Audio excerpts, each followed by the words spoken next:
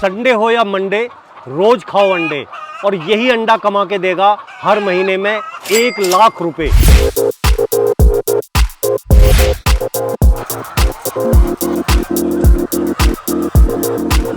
भाई आपका बहुत बहुत स्वागत है हमारे रविजोन फार्मिंग लीडर में।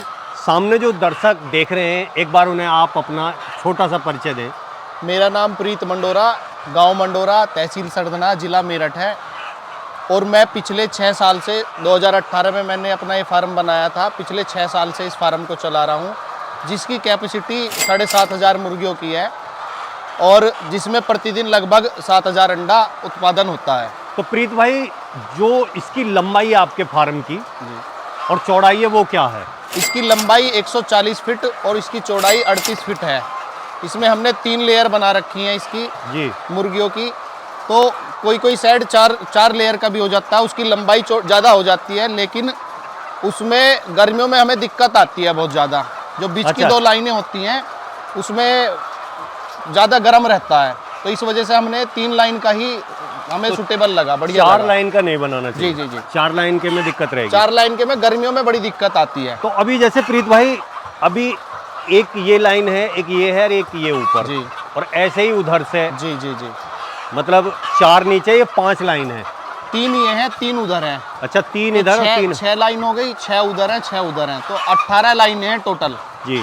अभी क्या है, जो एक केज है छोटा, जी। उसमें कितनी बर्ड रखी जाती हैं?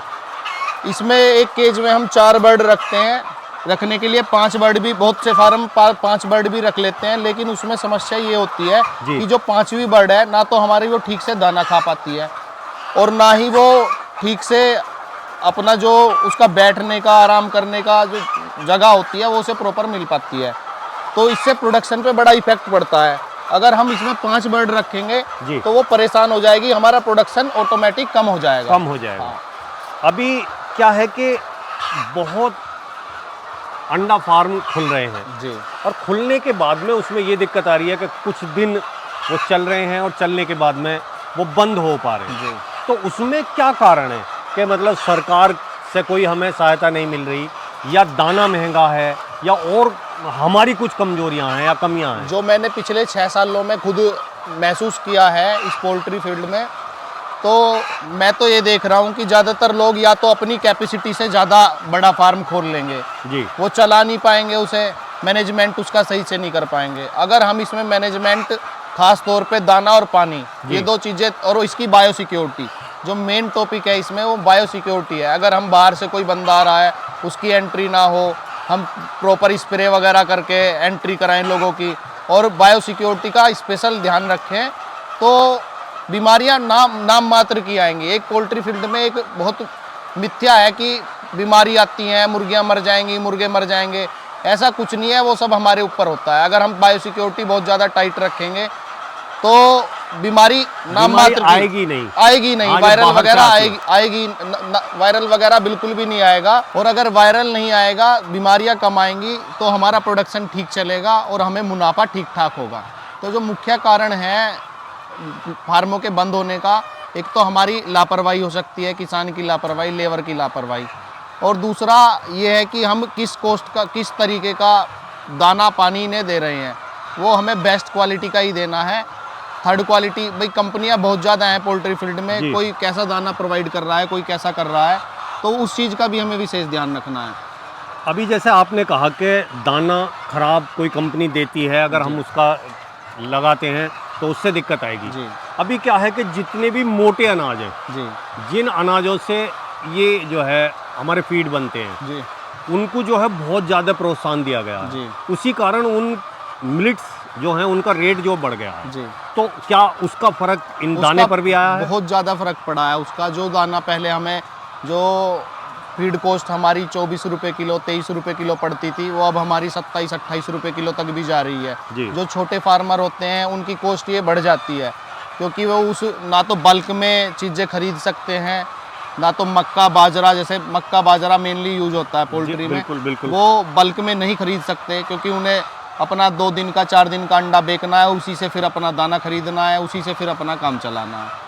तो उससे बहुत ज़्यादा इफेक्ट पड़ा है। जो ये मक्का बाजरा आज 2400-2500 रुपये क्विंटल चल रहा है, उससे हमारी फीड कॉस्ट बढ़ गई है।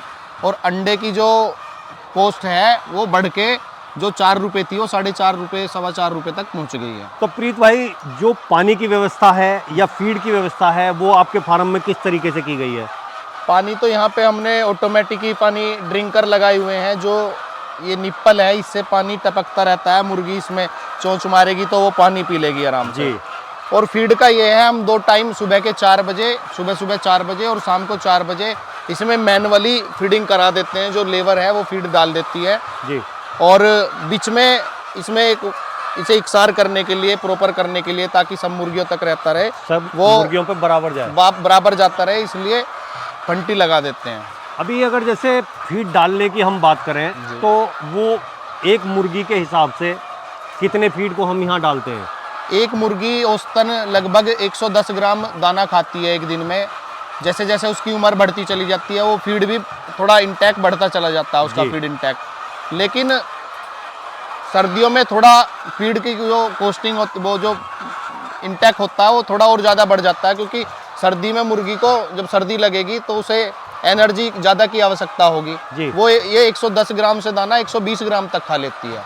तो उसी के हिसाब से आप उसी के हिसाब से हम वो डालते हो? जितनी हमारे पास मुर्गियां हैं तो उसे। भाई, जैसे कि इसमें ये क्या पड़ा हुआ है? ये पत्थर पड़ा हुआ है। ये जो अंडे का बाहर का खोल होता है उसके लिए कैल्शियम और मैग्नीशियम की पूर्ति करता है। जो अंडा, ये जो पत्थर है कोई नॉर्मली पत्थर है कि कोई अलग से आता है? ये बाहर से आता है, राजस्थानी पत्थर है। इसमें पहले चेक होता है कि कितने % कैल्शियम और कितने % मैग्नीशियम है। उसके बाद हम ये मुर्गियों को देते हैं। अगर मुर्गी में कैल्शियम की कमी है या हम पत्थर नहीं डालेंगे तो ये अंडा, देखो, एक कच्चा अंडा पैदा होगा और इसकी कोई वैल्यू नहीं है। ऊपर का जो हिस्सा है वो जो कच्चा, हार्ड नहीं हुआ है, हाँ, कच्चा हो जाएगा। ये बिना कैल्शियम की कमी है मुर्गी में, इस वजह से अंडा ऐसा है। ये किसी यूज का नहीं है। तो भाई जी, फार्म में प्रॉपर जो है एयर सर्कुलेशन बना रहे, या गर्मी या सर्दी आप कैसे मेंटेन करते हैं? लाइट की और उसकी क्या व्यवस्था है, किस तरीके से सेटिंग की गई है? इसमें गर्मी के लिए तो स्पेशल ये एक मंजिल ऊपर उठा के बनाया जाता है, ताकि इसकी बीट तो नीचे जाती रहे जी, और गर्मी में इसे प्रॉपर हवा लगती रहे। अगर ज़्यादा ही टेम्परेचर हो जाता है, हमने टेम्परेचर मीटर लगाए हुए हैं फार्म में, हमें इसका टेम्परेचर 22 डिग्री से 27-30 डिग्री तक रखना रहता है, चाहे सर्दी हो या गर्मी हो। अच्छा, दोनों में मेंटेन करते हैं? बिल्कुल, हमें मेंटेन करने के लिए गर्मी में तो हम पंखे चलते हैं। हमारे ज़्यादा गर्मी पड़ रही है तो फोगर चलते हैं। अच्छा। ऊपर फार्म के ऊपर स्प्रिंकलर लगे हुए हैं, वो छत को ठंडा करते हैं। और सर्दी में हम इसे कवर्ड कर देते हैं चारों तरफ से। अच्छा, ये पर्दे लगा ये के, जो पर्दे हैं इनसे जो बंद कर देते हैं? पर्दे लगा के कवर्ड कर देंगे। अगर उसके बाद भी टेम्परेचर नहीं बन रहा तो हम इसमें जो वो होते हैं डीजल बूस्टर वगैरह वो लगा के, जिससे इसमें टेम्परेचर बन जाए। हाँ, मतलब गर्माहट देने के लिए कुछ ना कुछ कोई लोग भट्टी लगा देते हैं, कोई डीजल बूस्टर वगैरह लगा देते हैं। तो प्रीत भाई, जब हम पोल्ट्री फार्म की शुरुआत करते हैं या आपने शुरुआत की होगी, तो ये बच्चा कितने दिन का आता है? हम इसे 1 दिन का बच्चा लाए थे, 1 डे ओल्ड चिक्स बोलते हैं उसे जी। फिर हमें ये 100 दिन पालने के बाद, पहले ज़मीन पे पाला जाता है, 100 दिन पालने के बाद हमने ये ऊपर पिंजरों में शिफ्ट कर दिया। तब उसकी हाइट इतनी हो जाती है कि वो निप्पल से आराम से पानी पी ले। अभी जैसे आपने 100 दिन तक पाला जी, तो उसमें जो है मोटिलिटी के कितने चांस होते हैं? उसमें अगर हमारा मैनेजमेंट वगैरह सही है तो मोटिलिटी रेट 1% से भी नीचे रहता है। अच्छा जी, अगर लापरवाही चल रही है, कोई प्राकृतिक आपदा आ गई, पानी भर गया उसमें, जो मोस्टली हमारे यहाँ नुकसान होता है वो पानी भरने से होता है। अगर नीचे फार्म में पानी वगैरह भर गया, बारिश पड़ गई तो उससे, या टेम्परेचर नहीं बन पाया छोटे बच्चे के पास, तो उससे ज़्यादा मृत्यु होती है बच्चों की। प्रीत भाई, 100 दिन पालने के बाद में हमने जो केज पे रख दिया जी, और केज में रखने के बाद में ये कितने दिन में फिर अंडे देना शुरू कर देती है? 126-127 दिन की बर्ड होने के बाद अपना अंडा देना स्टार्ट कर देगी, जब इसका वजन 1100 ग्राम के आसपास हो जाएगा, 1 किलो 100 ग्राम के आसपास हो जाएगा। उसके बाद मुर्गी अंडा देना स्टार्ट कर देगी और लगातार कंटिन्यू पहले 40 हफ्ते तक, या इसका पीक पॉइंट रहेगा 40-50 हफ्ते तक। अच्छा, उस टाइम पे 95% 97% तक मुर्गी अंडा देगी। उसके बाद धीरे धीरे 60 वीक की होगी मुर्गी तो जो प्रोडक्शन है वो कम हो जाएगा, डाउन हो जाएगा। 80 वीक की होगी थोड़ा और डाउन हो जाएगा, 100 वीक की होगी थोड़ा और डाउन हो जाएगा। तो एक टाइम ऐसा आता है कि वही हमारी कॉस्टिंग पड़ रही है फीड की, लेबर की, उतना ही वो अंडा दे रही है। तो हम उस टाइम पे फिर सोचते हैं कि भाई अब इसे निकाल देना चाहिए। तो वो टाइम कितने टाइम के बाद आता है वो time? लगभग दो साल मुर्गी अंडा दे देती है आराम से। लगातार 2 साल तक? हाँ, 2 सर्दियों के सीजन, 1 गर्मी का सीजन। अच्छा। जैसे हम अब बच्चा पालेंगे तो हम बच्चा अप्रैल में डालते हैं, अप्रैल मई में। ठीक। उसके बाद सितंबर अक्टूबर में वो अंडा देना स्टार्ट कर देगा, और वो एक सीजन पहले हो गया सर्दियों का, नवंबर से लेके मार्च तक। उसके बाद पूरा एक गर्मियों का सीजन हो गया। उसके बाद जो नेक्स्ट दिसंबर, जनवरी, फरवरी, मार्च है, उसके बाद हम देखेंगे कि मुर्गी अंडा कितना दे रही है, क्या अंडे की कॉस्ट आ रही है और क्या अंडे का रेट है। उस हिसाब से देख के हम मुर्गियों को फिर निकाल देंगे। हाँ, फिर वो जो है जब बैलेंसिंग सही नहीं रहती तो निकाल देते हैं। कैलकुलेट कर लेंगे कि हमारी कितनी कॉस्टिंग आ रही है और कितना हमें अंडा मिल रहा है। उस हिसाब से फिर प्रॉफिट लॉस अपना कैलकुलेट करके देख लेते हैं कि हमें आगे चलानी है या नहीं चलानी। अच्छा, अब जब हम मुर्गी ये हटाते हैं, निकालते हैं जी, तो वो उस टाइम हमारी ये मुर्गियां जो किस रेट से जाती हैं? वो रेट हमारा गर्मियों में लगभग 20 से 30 रुपए होता है पर केजी। पर केजी के हिसाब से ही जाती हैं मुर्गियां। अगर हम सर्दियों में, अप्रैल में, उसमें नवंबर में, दिसंबर में निकालते हैं मुर्गियों को, कुछ लोग जो बड़े फार्मर हैं वो इस हिसाब से डालते हैं मुर्गियां कि नवंबर दिसंबर में निकाल दें, तो उन्हें 40-50 रुपए तक उसका पर केजी के हिसाब से मिल जाता है। सर्दियों में कुछ ज़्यादा मिल जाता है, गर्मियों में कम मिलता है, 10-20 रुपए नीचे या ऊपर। जी जी जी जी जी। तो भाई जी, जैसा कि आपके फार्म में 7,500 मुर्गियाँ हैं जी, तो अब जो अंडे की जो प्रोडक्शन है वो कितनी आ रही है आपके पास? अब तो हमारे पास अंडे की प्रोडक्शन लगभग इसकी 80% के आसपास है, वरना हमारा जो पीक पॉइंट था वो 96-97% तक हमारी प्रोडक्शन चली गई थी। अब मेरी मुर्गियाँ लगभग 90 वीक की हो चुकी हैं। अच्छा। तो इसलिए प्रोडक्शन थोड़ा घट के कम हो गया, पर और फार्मों के मुकाबले फिर भी आज की तारीख में ठीक प्रोडक्शन दे रही हैं, क्योंकि मैं इनका मैनेजमेंट का बड़ा ध्यान रखता हूँ। स्पेशल खुद मैं सारी चीज़ें अपने हिसाब से कराता हूँ। अभी अगर हम अंडे के रेट की बात करें आज के टाइम में, जी, तो आज अंडे का रेट आपको क्या मिल रहा है? आज जैसे 13 अप्रैल है, तो कल अंडे का रेट 12 अप्रैल को 3 रुपये 90 पैसे के आसपास था, लेकिन इसकी जो कॉस्ट हमें पड़ रही है वो 4.25 रुपये के आसपास थी। 4.25 रुपये कॉस्ट पड़ रही है, और ये कॉस्ट बढ़ भी जाती है, कम भी हो जाती है। वो मैंने बताया मक्का बाजरा के ऊपर डिपेंड करती है। बिल्कुल। अभी प्रीत भाई, जैसे कि अभी आप नुकसान में जा रहे हो, जी, ये जो सिस्टम है ये क्या है कि मतलब सर्दियों में अंडे का रेट कितना मिल जाता है फिर आपको? सर्दियों में हमारा अंडा 6 रुपये के आसपास भी बिका, 6.5 रुपये तक भी हमारे अंडे का रेट पहुंचा। तो 6.5 रुपये का मतलब हमारी जो ट्रे 196-197 रुपये तक भी पहुंची। जी। उस टाइम उसी टाइम भी हमारा अंडे की कॉस्टिंग यही पड़ रही थी, 4-4.25 रुपये। आज 3-3.5 रुपये, मतलब 3.25 रुपये का अंडा बिक रहा है, 3 रुपये 90 पैसे, 4 रुपये ही मान लो, तो हमारी 4.25 रुपये पड़ रही है। हम जो इसका प्रॉफिट एंड लॉस है वो पूरे साल का कैलकुलेट करते हैं। अच्छा। हम इसे 1 महीने या 10 दिन से नहीं कैलकुलेट कर सकते पोल्ट्री में। अच्छा, अगर प्रीत भाई ये मान के चलें कि जैसे आपने कहा कि हम 1 महीने का नहीं करते, पूरे साल का करेंगे, जी, अगर हम ये देखना चाहें कि साल में हमें कितनी इस पूरे फार्म से इनकम हुई, महीने मतलब उसे इनकम को पूरे साल के को महीने में डिवाइड करें, तो क्या कुछ महीने में पल्ले पड़ जाएगा या खाली ऐसे ही बाढ़ झोंक कर रह जाएंगे? मैं वही चीज़ बताना चाह रहा था कि पोल्ट्री में अगर हमारे पास कोई मोटा नुकसान नहीं हो रहा, मतलब कोई वायरल वगैरह नहीं आ रहा, कोई हमारी मोर्टिलिटी रेट कम है, तो हमारा फार्म ठीक ठाक चल रहा है, तो हमें ठीक ठाक मुनाफा हो जाता है अगर पूरे साल का कैलकुलेट करें तो। और हम सोचे कि हम हर महीने हम प्रॉफिट लें, या ऐसा भी होता है कि 1 महीना हमारा लॉस का रहेगा, मार्च से अप्रैल मई तक हमारा लॉस रहता है, उसके बाद 2-3 महीने हमारे प्रॉफिट के रहेंगे, उसके बाद 2-3 महीने लॉस के रहेंगे, फिर सर्दियों का सीजन आ जाएगा, उसमें हमें प्रॉफिट मिलेगा। तो ये तो देखो सीढ़ियाँ हैं, कभी उतारा है, कभी चढ़ाव है, ये चलता रहेगा। पर हम अगर पूरे साल का एवरेज लगाते हैं, मैं अपनी बताता हूँ, मैं पिछले मतलब ये 7.5 6 साल से देख रहा हूँ, तो हमें ठीक ठाक मुनाफा हो जाता है।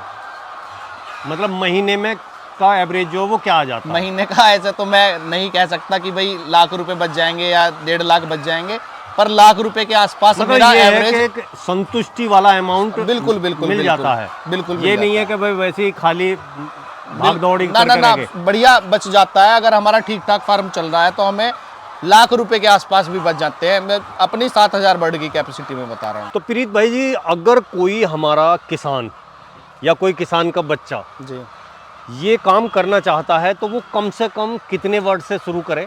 कि जो उसे एक अच्छा मुनाफा मिल सके? देखो, ये सबसे पहले तो अपने बजट के ऊपर डिपेंड करता है कि हम कितना स्टार्ट कर सकते हैं। मैं तो ये कहूँगा कि कम से कम से ही स्टार्ट करना चाहिए। बढ़ा तो हम कितना भी सकते हैं, ज़्यादा बड़ा बना लेंगे तो उसे मैनेज करने में बड़ी समस्या आती है। जी जी। तो मेरे हिसाब से 5000 बर्ड की कैपेसिटी का फार्म ठीक रहेगा।